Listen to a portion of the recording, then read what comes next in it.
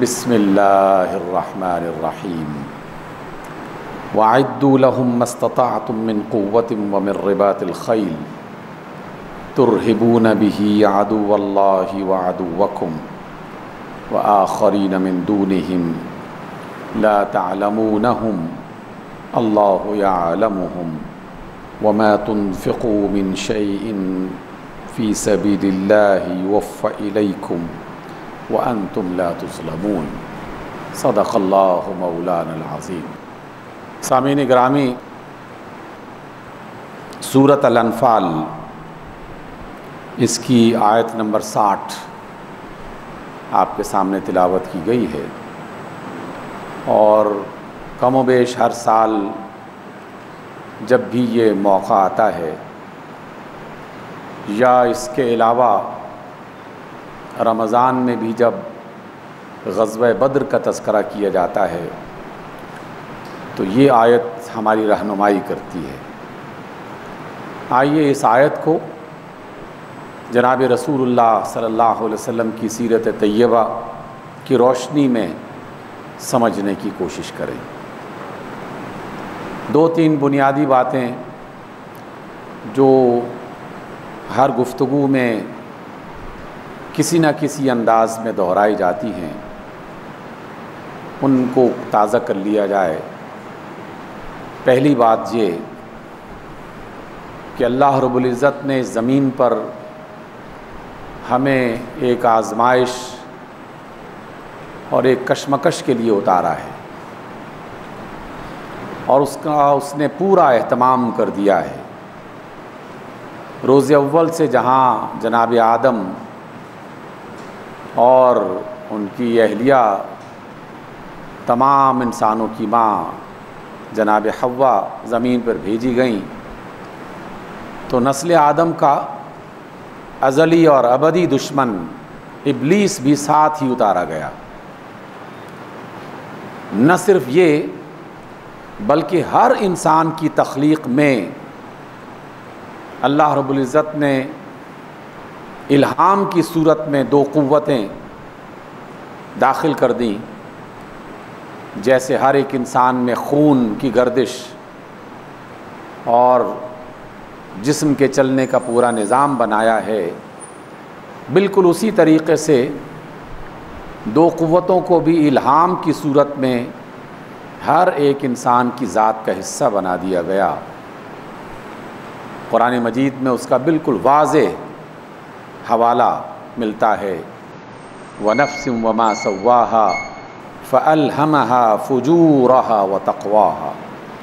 قسم ہے نفس کی، اور جس طرح اسے بنایا گیا، سنوارا گیا، اور اسے پھر باقاعدہ الہام کے ذریعے سے خیر اور شر عطا کر دیے گئے۔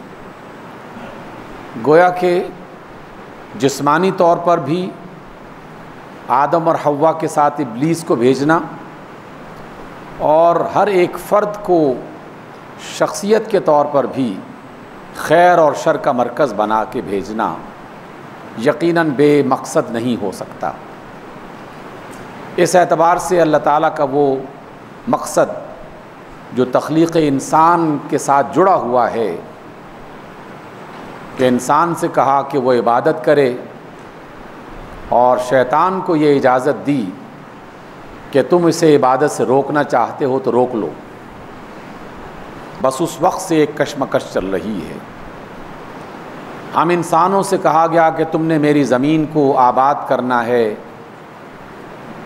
اسے پرامن بنانا ہے، اسے اپنے لیے اور دوسروں کے لیے سازگار بنانا ہے، اور اس زمین پر میں نے تمہارے لیے جو نعمتیں پیدا کر رکھی ہیں ان نعمتوں کو خود بھی استعمال کرنا ہے، اور دوسروں کو بھی استعمال کرنے میں مددگار بننا ہے۔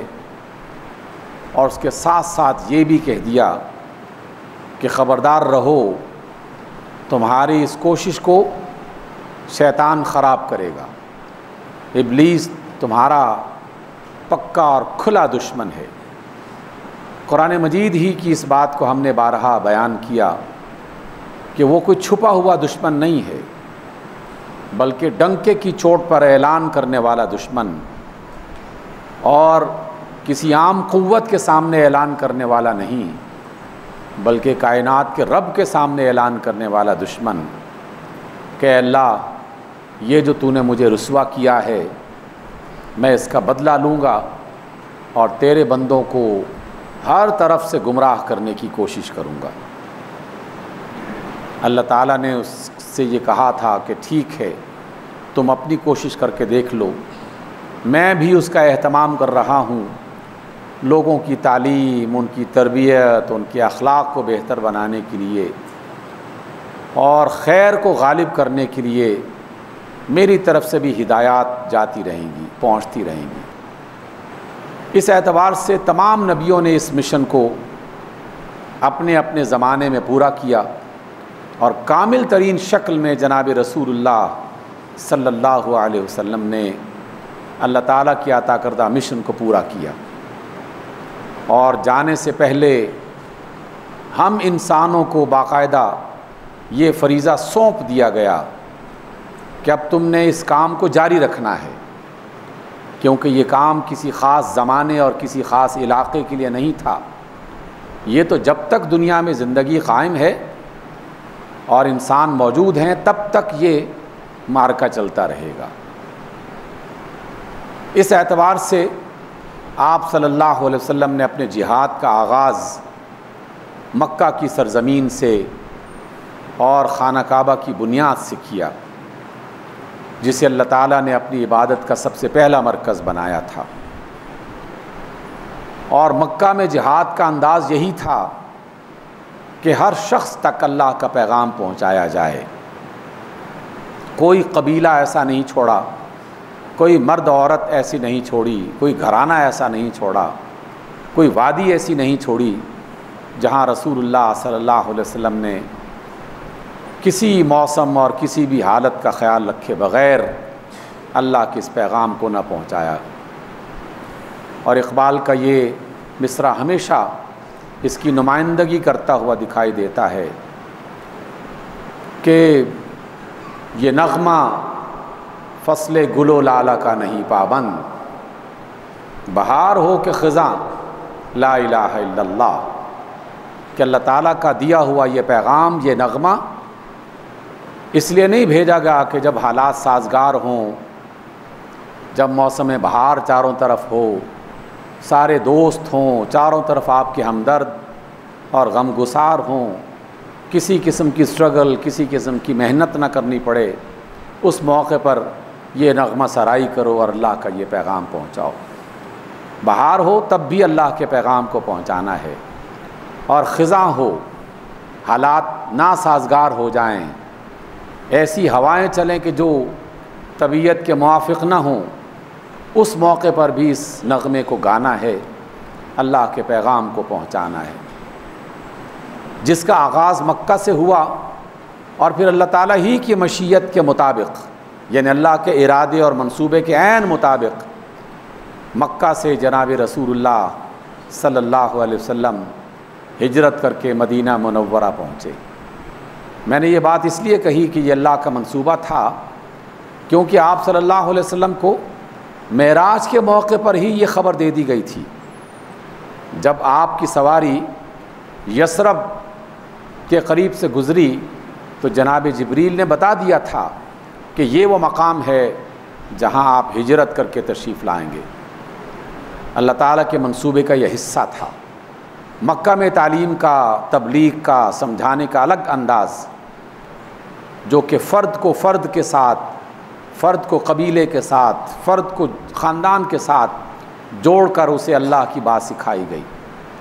لیکن دوسرا اور بڑا کام جو اللہ تعالیٰ کے منصوبے میں شامل تھا، اس کے لیے آپ صلی اللہ علیہ وسلم کو مدینہ منورہ میں لے جایا گیا، تاکہ اب صرف فرد نہ سدھرے بلکہ اب ادارے بنائے جائیں، انفرادی کوششیں نہ ہوں بلکہ ایک اجتماعی نظام تشکیل دیا جائے اور ایک بڑی ریاست بنا کر اس ریاست کو لوگوں کے لیے ایک مثال بنا دیا جائے۔ اور وہاں رسول اللہ صلی اللہ علیہ وسلم نے جتنے اقدام کیے، جو بھی آپ نے فیصلے فرمائے اور عمل کیے، یقیناً وہ ہمارے لیے رہنما ہیں اور ہمیں ان کا مطالعہ کرنا چاہیے۔ اس اعتبار سے مدینہ منورہ کو اسلامی ریاست اور پہلی اسلامی ریاست ڈکلیئر کیا گیا، قرار دے دیا گیا۔ رسول اللہ اس کے حکمران تسلیم کر دیے گئے۔ مسلمانوں کی طرف سے تو وہ تھے ہی، یہود نے بھی اتفاق کر لیا، بت پرستوں نے بھی اتفاق کر لیا، آس پاس کے قبیلوں نے بھی مان لیا کہ ہاں اب یہ مدینہ ایک ریاست ہے اور اس ریاست کا حکمران جناب محمد صلی اللہ علیہ وسلم ہے۔ لیکن ابلیس تو موجود تھا اور اب بھی موجود ہے، اس سے پہلے بھی تھا۔ وہ کب یہ خاموش تماشائی بن کے دیکھ سکتا تھا کہ اللہ تعالیٰ کا ایک پیغمبر اس کے پیغام کو یہاں نافذ کر دے اور ایک مسلمانوں کی حکومت بن جائے؟ اسے یہ کیسے ہضم ہو سکتا تھا؟ اس لیے اس نے فتنہ انگیزیاں شروع کر دیں، اور یہ ہمیشہ سے ہوگا اور ہوتا رہا ہے اور آئندہ بھی ہوتا رہے گا۔ اس اعتبار سے یہ بات ذہن نشین کر لیجئے کہ جب تک جسم میں سانس چل رہی ہے اس وقت تک یہ معرکہ چلتا رہے گا۔ کبھی بھی اس دنیا میں ایسا وقت نہیں آئے گا کہ بس چاروں طرف ہر طرف شانتی ہی شانتی ہو اور سکون ہی سکون ہو۔ مکمل اطمینان اور مکمل امن و سلامتی یہ صرف اور صرف جنت میں میسر آئے گی۔ دنیا اس کے لیے نہیں ہے۔ دنیا بھاگ دوڑ کا نام ہے، کشمکش کا نام ہے، مصیبتوں کا نام ہے، محنت کا نام ہے۔ اس میں اگرچہ بہار کا موسم بھی آتا ہے اور خزاں کا بھی۔ آپ صلی اللہ علیہ وسلم نے جب ریاست مدینہ کی بنیاد قائم کر دی تو پھر اس کی حفاظت کے لیے کیا کیا؟ دشمن تو چاروں طرف سے موجود تھے۔ آئیے آج کی اس مجلس میں ہم ان حفاظتی اقدامات کا ایک بہت ہی مختصر انداز میں جائزہ لیں اور پھر خود اس پر سوچیں کہ ہم اس میں کیا کر سکتے ہیں۔ آپ علیہ السلام نے سب سے پہلا کام وہاں مسجد نبوی کی تعمیر کی صورت میں کیا۔ یہ ایک الگ مکمل ٹاپک ہے، موضوع ہے جس پر گاہے بگاہے بات ہوتی رہتی ہے، لیکن دو جملے صرف سن لیجئے۔ پہلا یہ کہ رسول اللہ صلی اللہ علیہ وسلم نے اللہ تعالیٰ کے حکم سے جس جگہ پہ مسجد نبوی بنانے کا ارادہ کیا، آپ فیصلہ کر سکتے تھے، یہ اعلان کر سکتے تھے کہ بس یہ زمین ہماری، یہاں مسجد بنائیں گے، لیکن آپ نے ایسا نہیں کیا۔ سب سے پہلے یہ پوچھا کہ یہ پلاٹ کس کا ہے، یہ خطہ کس کا ہے۔ بتایا گیا کہ فلاں دو یتیم نوجوان ہیں، بچے ہیں، ان کی یہ زمین ہے۔ آپ علیہ السلام نے باقاعدہ اپنے اصحاب سے کہا کہ ان سے بات کرو، انہیں راضی کرو اور اس قطعہ زمین کی قیمت ان کو ادا کرو۔ مسجد نبوی کی بنیاد باقاعدہ اس پر رکھی گئی کہ جس میں ناجائز قبضہ نہیں تھا، کسی پر زیادتی نہیں تھی، کسی کا حق نہیں مارا گیا تھا، اس لیے کہ اسلام کا تو اصل اصول ہی یہی ہے کہ دنیا سے ظلم کو ختم کیا جائے اور زیادتی کو ختم کیا جائے۔ پھر اس مسجد کو بنانے کے بعد ہم سب بارہا یہ پڑھتے لکھتے رہتے ہیں اور جانتے ہیں، لیکن عملاً اس پر صورتحال وہ نہیں رہی، یہ کہ اللہ کے رسول صلی اللہ علیہ وسلم نے اس مسجد کو بنانے کے بعد اس میں خطبہ خود ارشاد فرمایا، اس کی نمازیں خود ادا کروائیں۔ آپ کے بعد آپ کے خلفاء ابو بکر صدیق اس کے امام رہے، عمر بن خطاب اس مسجد کے امام رہے، عثمان غنی اس کے امام رہے، سیدنا علی بن ابی طالب بارہا اس مسجد میں مختلف مقامات اور موقعوں پر امامت کرواتے رہے، دیگر اور۔ لیکن نقطہ کیا سمجھایا گیا کہ مسجد مسلمانوں کا مرکز ہے اور مرکز کا امیر ملک کا سربراہ ہے۔ جب ہماری مملکت میں اس علاقے کا سربراہ جو ایڈمنسٹریشن کا سربراہ ہوگا وہ امامت کروائے گا، اس روز مسجدوں کا نظام بدل کے رہ جائے گا۔ اور جب سے یہ طریقہ بدلا ہے تو پھر مسجد محض نماز ادا کرنے کا ایک مقام بن کے رہ گیا۔ تیسری بات جو آپ صلی اللہ علیہ وسلم نے اختیار کی، اور وہ یہ کہ ریاست مدینہ ہو یا کوئی اور ریاست ہو، اس کی حفاظت سرحدوں پر نہیں کی جاتی۔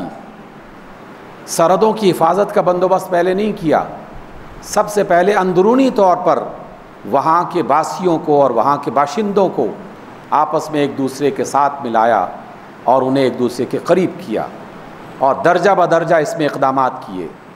پہلا درجہ چونکہ مسلمانوں کا تھا، اس لیے کہ اللہ کے رسول سربراہ ہیں، ریاست مدینہ کی ریاست ہے، اسلام کی ریاست بنائی جا رہی ہے، تو سب سے پہلے مسلمانوں کے دو گروہ مہاجرین اور انصار، ان کو آپس میں شیر و شکر کیا گیا۔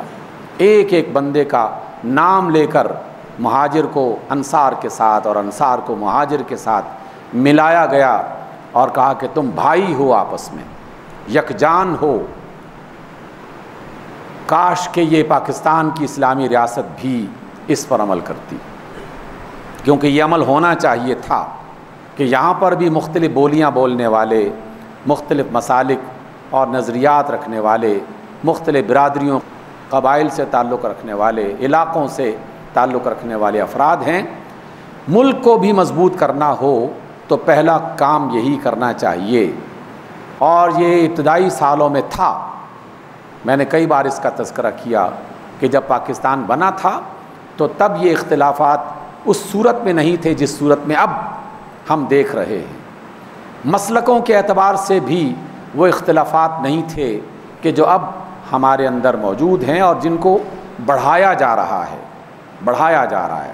ہر وہ شخص جو اللہ کی توحید، رسول اللہ صلی اللہ علیہ وسلم کی ختم نبوت، قرآن مجید کو اللہ کی آخری کتاب، خانہ کعبہ کو قبلہ مانتا ہے، وہ سب کے سب ایک برادری، ایک امت، ایک بھائی بندی کے رشتے میں پرو دیے گئے تھے۔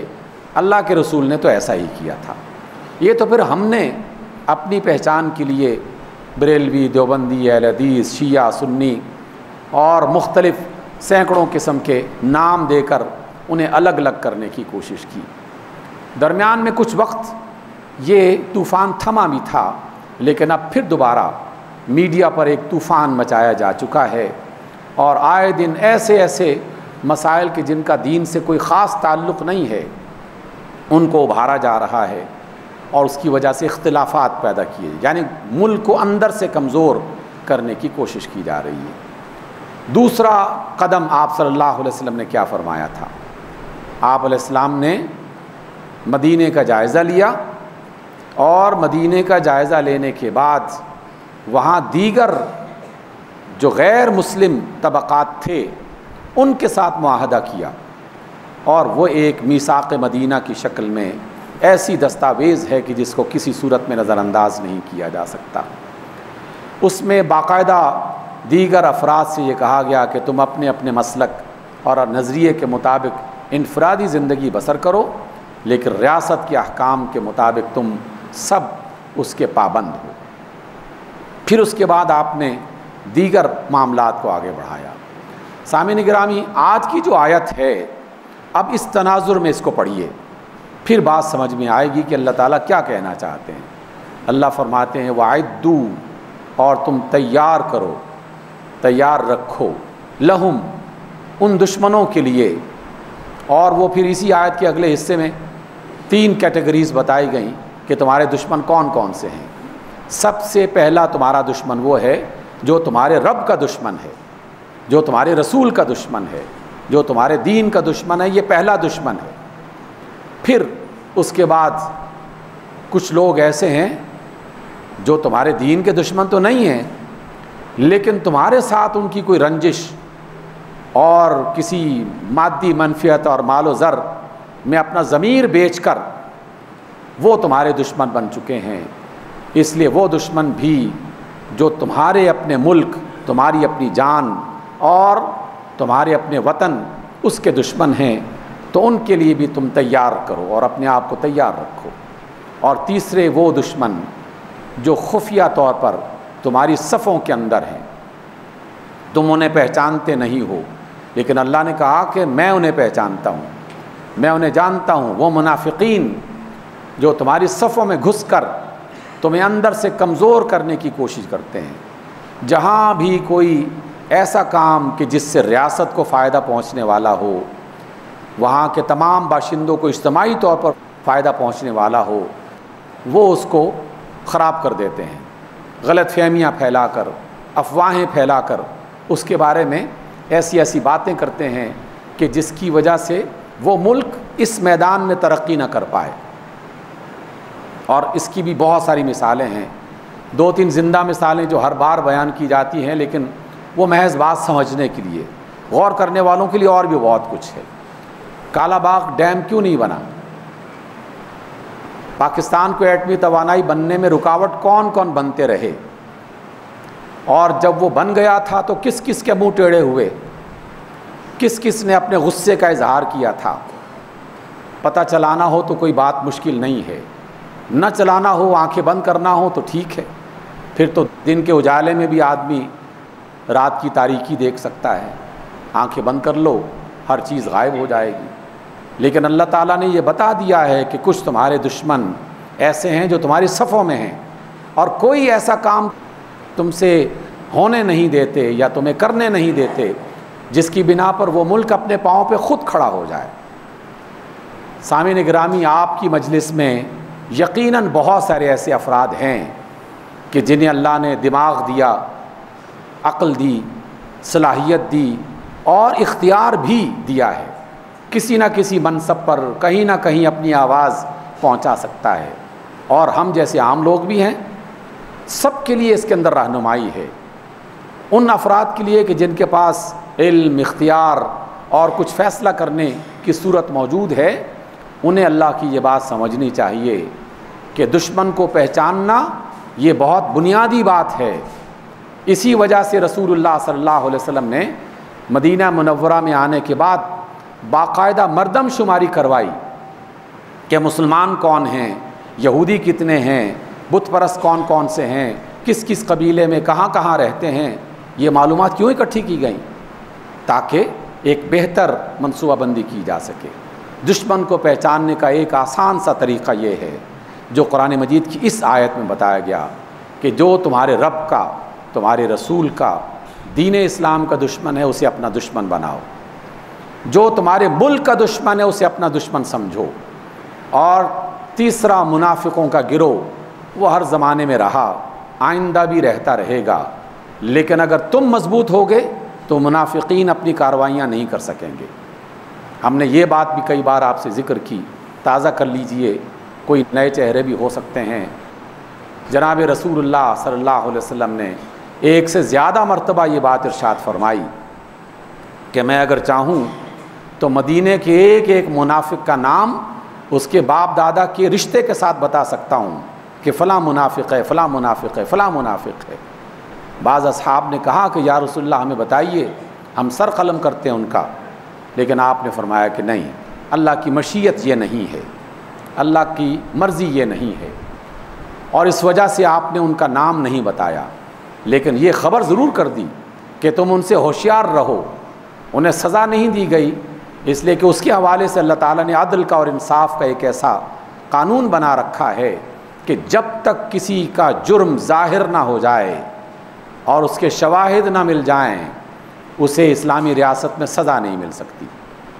لیکن احتیاط تو کی جا سکتی ہے، کسی بندے کے بارے میں خبر مل جائے کہ یہ اچھا نہیں ہے تو پھر محتاط تو ہو جانا چاہیے۔ جس راستے پہ چلتے ہوئے خبر مل جائے کہ آگے راہزنوں نے راستہ روک رکھا ہے، پھر بھی اسی راستے پر چلنا حماقت کے سوا اور کیا ہو سکتا ہے۔ تو اس اعتبار سے اللہ تعالیٰ نے یہ بات سمجھائی۔ اور پھر قوت ایک ایسا لفظ کہ جس میں ہر طرح کی تدبیر اور ہر طرح کی تیاری شامل کر دی گئی ہے، اللہ نے اس کی طرف اشارہ کیا۔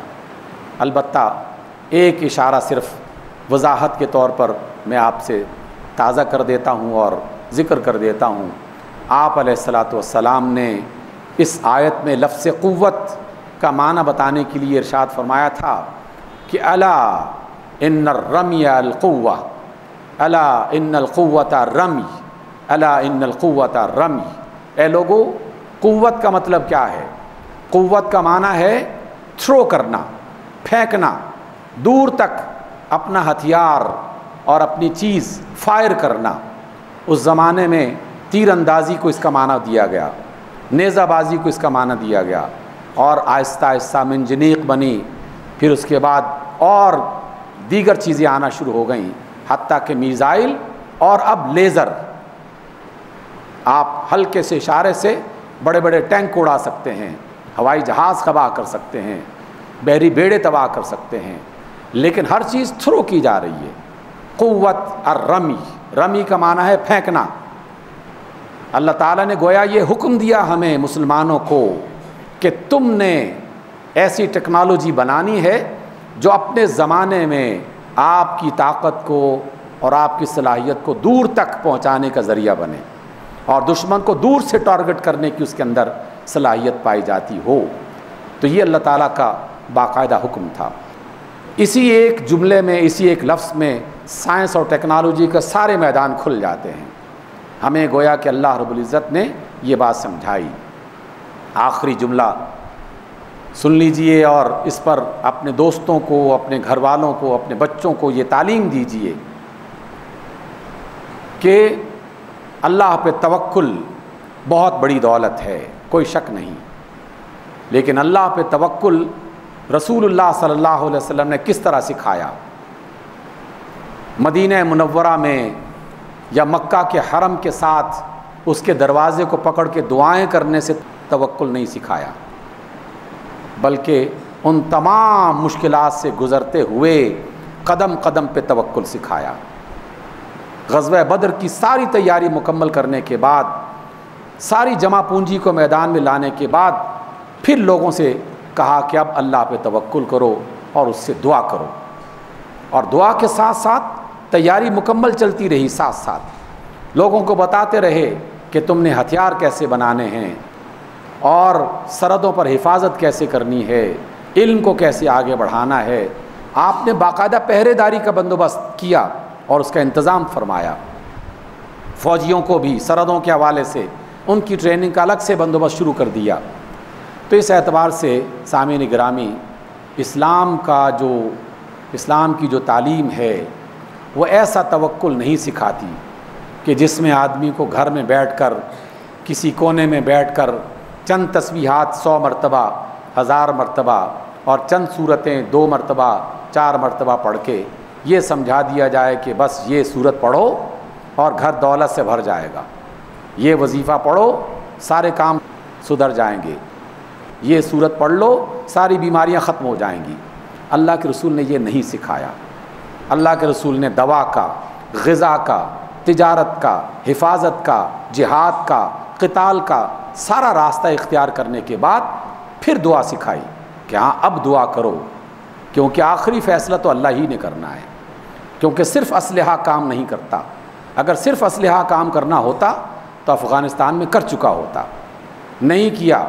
دنیا کی بہترین طاقت، دنیا کے بہترین لوگ، دنیا کی بہترین ٹریننگ، توکل نہیں تھا، صرف تیاری تھی، ناکام ہو گئے۔ اور جہاں صرف توکل اور تیاری نہ ہو وہاں بھی مشکل، اور جہاں صرف تیاری ہو اور توکل نہ ہو وہاں بھی مشکل۔ ہمیں تو دونوں کو یکجا کرنا ہے۔ اس لیے علم کی اہمیت سے قطعی طور پر اپنے آپ کو دور نہ کیجیے، اپنے بچوں کو اس میدان میں مجاہد کے طور پر اتاریے، اسے ایک جہاد سمجھیے کہ آپ کے بچے اگر کسی بھی میدان میں علم حاصل کر رہے ہیں اور دنیا کے کسی بھی ملک اور خطے میں علم حاصل کر رہے ہیں، وہ مجاہدین ہیں، اور آئندہ کے زمانے میں آنے والے چند سال کے اندر ان کی شدید ضرورت آپ کو پیش آئے گی۔ ایک ضرورت تو فوری طور پر آپ نے افغانستان میں دیکھی کہ سب کچھ موجود ہے، چلانے والے نہیں ہیں، تلاش کیے جا رہے ہیں کہ دنیا سے ماہرین اکٹھے کیے جائیں جو انہیں طریقہ بتائے۔ بیماری ہے، ویکسین نہیں ہے، وہاں سے لے آؤ، وہاں سے لے آؤ، وہاں سے لے آؤ۔ کاش کہ اپنے ملک میں بنا ہوتا یہ ویکسین کا پورا نظام، تو یہ ساری جو بھی مختلف قسم کی افواہیں ہیں وہ سب دم توڑ دیتی کہ اس میں خنزیر کا فلاں چیز ملائی ہوئی ہے، اس سے فلاں بیماری پھیلتی ہے، اس سے فلاں ہو جاتا ہے۔ اللہ تعالی ہمیں قرآن مجید کو اور رسول اللہ صلی اللہ علیہ وسلم کی تعلیمات کو صحیح انداز میں سمجھنے اور اس کے مطابق اپنے آپ کو بدلنے کی توفیق عطا فرمائے۔ اقول قولی ھذا واستغفر اللہ لی ولکم۔